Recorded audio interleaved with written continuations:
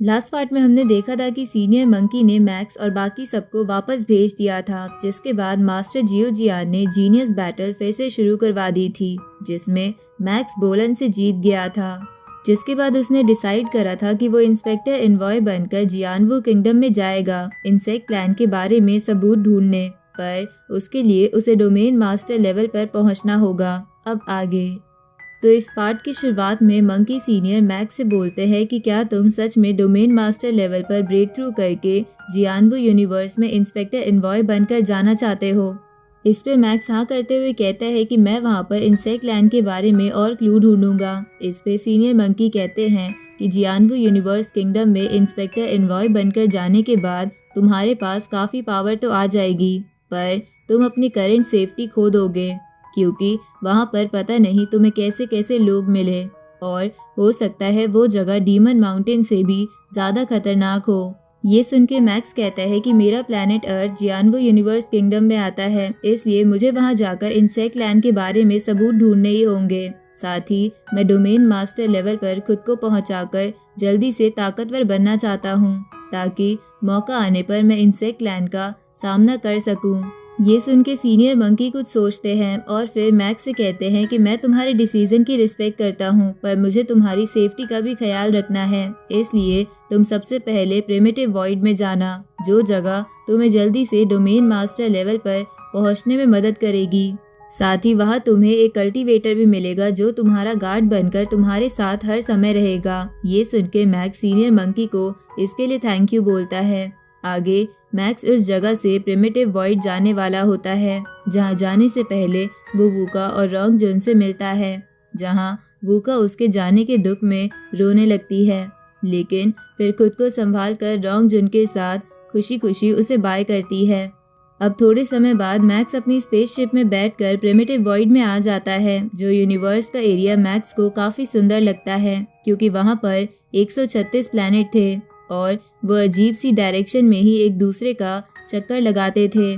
इसके बाद मैक्स उस प्लैनेट पर जाने लगता है जहां पर उसे वो गार्ड मिलने वाला था। जहां जाते वक्त मैक्स बबाता से कहता है कि अब मैंने जीनियस बैटल भी जीत ली है, तो क्या तुम मुझे बता सकती हो कि इंसेक्ट लैंड के लीडर को माइंड कंट्रोल से हराने वाली टेक्निक मैं कब सीख सकता हूँ।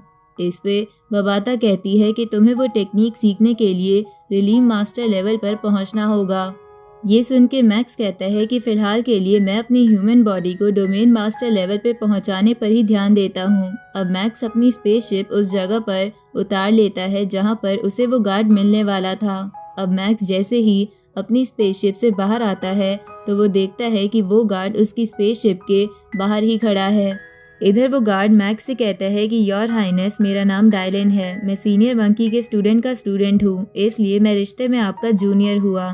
तभी मैक्स डायलन की आंखों में आंखें मिलाता है, जहां ऐसा करते ही मैक्स लगभग बेहोशी हो गया था, क्योंकि डायलन काफी ज्यादा पावरफुल था। साथ ही उसकी स्पिरिचुअल पावर भी काफी हाई थी। अब ये सब जान के मैक्स अपने मन में बोलता है कि ये मेरी ह्यूमन बॉडी से काफी ताकतवर है, पर फिर भी ये मेरा जूनियर है, ये कितनी अजीब बात है। तभी डायलन मैक्स से कहता है कि आज से मैं आपका पर्सनल गार्ड हूँ और मुझे पता चला है कि आप डोमेन मास्टर लेवल पर ब्रेक थ्रू करना चाहते हो, जिसके लिए ये प्रिमिटिव वॉइड काफ़ी ज़्यादा अच्छा है। इसके बाद डायलन मैक्स को प्रिमिटिव वॉइड के 136 प्लैनेट दिखाते हुए कहता है कि ये सारे प्लैनेट एक अजीब सी डायरेक्शन में घूमते हैं, जिसकी वजह से इस जगह का एनर्जी फ्लो काफ़ी अच्छा है, इसलिए इस जगह से बाहर के कंपैरिजन में यहाँ आपको डोमेन मास्टर लेवल पर पहुँचने में आसानी होगी। आगे मैक्स अपनी ट्रेनिंग स्टार्ट कर देता है और काफ़ी दिनों तक लगातार बैठे बैठे मेडिटेशन करने लगता है, जहाँ मेडिटेशन करते करते वो अपने मन में बोलता है कि इस जगह पर मुझे आने का मौका मिला है, इसलिए मैं ये अपॉर्चुनिटी ज़ाया नहीं जाने दूंगा। अब मैक्स थोड़े दिनों बाद धीरे धीरे प्रोग्रेस करने लगता है, जहाँ अब उसका इनर कोर चेंज हो गया था। साथ ही वो अपने नए कोर को एक अलग यूनिवर्स के रूप में अपने अंदर महसूस कर पा रहा था। आगे एक एआई मैक्स की बॉडी और पावर को स्कैन करती है और उसे बताती है कि मेरी स्कैनिंग के अकॉर्डिंग आप डोमेन मास्टर लेवल पर पहुंच गए हो, इसलिए कंपनी आपको जल्द ही जियानवू यूनिवर्स किंगडम का इंस्पेक्टर एनवॉय बना देगी और आप चाहो तो उस जगह के लिए अभी निकल सकते हो। तो मैक्स ये जानकर डायलन के साथ स्पेसशिप में बैठकर उस जगह के लिए निकल जाता है, जहाँ थोड़ी दूर जाने के बाद डायलन मैक्स से कहता है कि हम प्रिमिटिव वर्ल्ड से बाहर आ चुके हैं और अब हम इंटर गैलेक्सी टेलीपोर्टेशन शुरू कर सकते हैं। ये सुन के मैक्स कहता है कि मैंने ये इंटर गैलेक्सी टेलीपोर्टेशन का नाम बहुत सुना है, पर इसे आज तक देखा नहीं। तो ये सुन के डायलन उस स्पेसशिप को बिल्कुल ट्रांसपेरेंट कर देता है ताकि मैक्स आसपास की जगह को देख सके, जिसके बाद डायलन इंटर गैलेक्सी टेलीपोर्टेशन शुरू कर देता है, जिसमें मैक्स देखता है कि अचानक से उनकी स्पेसशिप के पास एक गोल्डन गेट आ जाता है, जिसे क्रॉस करते ही वो लोग जियानवू यूनिवर्स किंगडम में पहुंच जाते हैं। जिसके बाद डायलन मैक्स से कहता है कि हम जियानवू यूनिवर्स किंगडम में पहुंच गए हैं और जिस प्लैनेट पर हम पहले जाने वाले हैं उसमें अभी 12 दिन लगेंगे। तभी मैक्स एक्साइटेड होते हुए कहता है कि ये टेलीपोर्टेशन तो काफ़ी गजब था, लेकिन तुमने डायरेक्टली उसी प्लैनेट के पास टेलीपोर्ट क्यों नहीं करा। ये सुन के डायलन बताता है कि इंटर गैलेक्सी टेलीपोर्टेशन में स्पेस में एक क्रैक बनता है जो हमारे टेलीपोर्ट करने के बाद भी थोड़े समय तक वहाँ रहता है, इसलिए ये टेलीपोर्टेशन अनजान इलाके में करना ज़रूरी होता है, पर न किसी भीड़ भाड़ इलाके में टेलीपोर्ट करने की वजह से हो सकता है कि कोई बंदा जिसे अथॉरिटी ना हो वो एक गैलेक्सी से दूसरी गैलेक्सी में चला जाए या कुछ बुरे लोग एक गैलेक्सी से दूसरे पर हमला कर दे। आगे मैक्स 12 दिन बाद उस प्लैनेट पर पहुंच जाता है जहां मैक्स सबसे पहले कोशन बेदी से मिला था।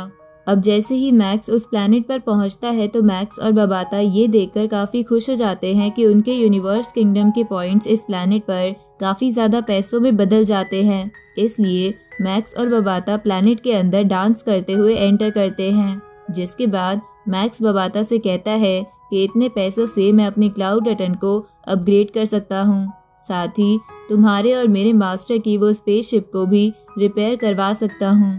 अब मैक्स क्लाउड रटन को भी अपग्रेड करवा लेता है, जहां मैक्स बताता है कि अब मेरे पास पहले से दुगने क्लाउड रटन के टेंटिकल्स हैं और अब इस लेवल पर कोई भी मेरे क्लाउड रटन का मुकाबला नहीं कर सकता। इसके बाद मैक्स अपनी उस स्पेसशिप को भी रिपेयर करने दे देता है, जहां बबाता और मैक्स भी रिपेयर करने में हेल्प करते हैं और उस स्पेसशिप को पेंट करते हैं।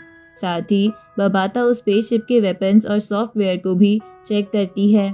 आगे मैक्स बोलता है कि मेरे इन दिनों कामों में लगभग 3 लाख कॉइन्स खत्म हो जाएंगे, लेकिन इन चीज़ों पर पैसा लगाना मेरे लिए काफ़ी सही है क्योंकि बबाता की स्पेसशिप से काफ़ी यादें जुड़ी हैं, जिसकी वजह से जैसे ही ये स्पेसशिप ठीक हो जाएगी तो बबाता भी काफ़ी खुश हो जाएगी और मुझे भी स्पेसशिप की ताकत का अंदाज़ा मिल जाएगा। तभी मैक्स को कोशन बेदी का फ़ोन आता है और वो मैक्स से कहता है कि मुझे पता चला कि तुम इसी प्लैनेट पर हो, इसलिए मैं तुमसे उसी टाइम पर उसी जगह मिलूंगा और मैंने तुम्हारे लिए एक प्राइवेट रूम भी बुक कर रखा है।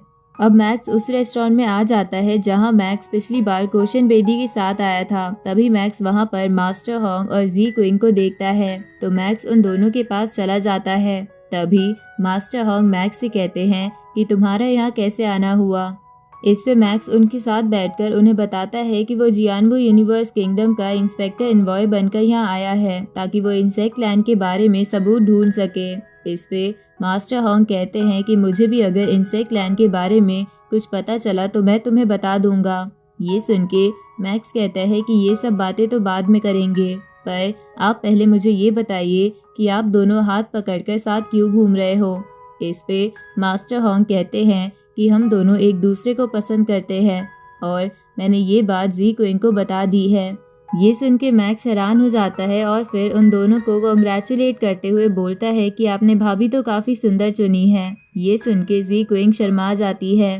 तभी वहाँ एक असिस्टेंट ज़बरदस्ती आ जाती है, जिसे वेट्रेस रोकने की कोशिश करती है पर वो रुकती नहीं है, जिसके बाद वो वहाँ आकर जी क्विंग से कहती है कि लॉर्ड सिल्वर स्नो ने आपके लिए मैसेज भेजा है।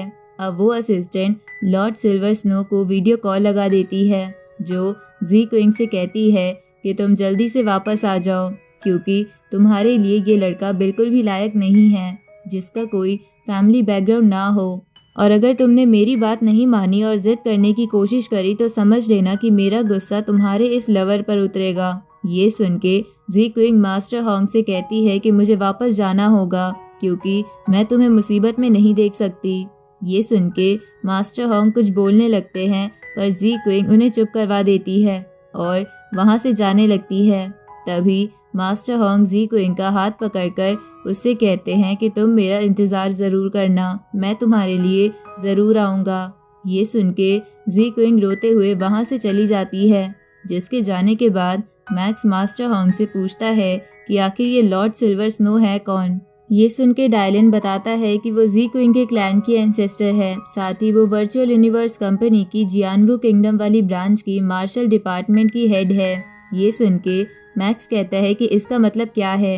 ये सुन के डायलन बताता है कि वर्चुअल यूनिवर्स कंपनी के हर किंगडम में 2 डिपार्टमेंट होते हैं, एक मार्शल और एक बिजनेस, जहाँ बिजनेस वाले इकोनॉमी और बाकी सब देखते हैं और मार्शल वाले सिक्योरिटी और बाकी सब देखते हैं, जिसकी वजह से लॉर्ड सिल्वर स्नो काफी ताकतवर पोजीशन पर है, जिसके कारण इस किंगडम का एम्परर भी एक बार को संभलकर लॉर्ड सिल्वर स्नो से बात करता है। ये सुन के मैक्स कहता है कि भले ही वो ताकतवर पोजीशन पर हो, पर वो बहुत घमंडी भी है।